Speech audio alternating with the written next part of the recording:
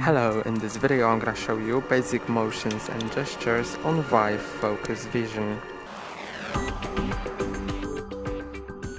To control your Vive, you can use your controllers or your hands if that's enabled in settings.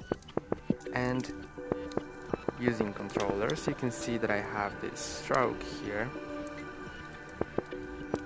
which points like a cursor on my computer.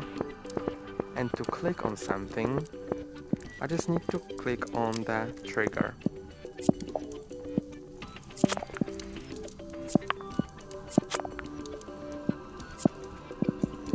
You can click on the triangle button on the right controller to enter a quick menu.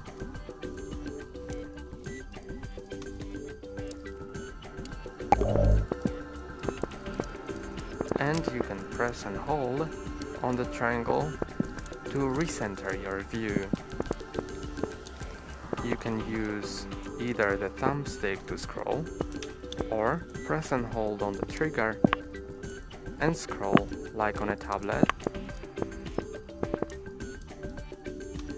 And if you want to switch your cursor between right and left controller, just click on the other one to switch to it.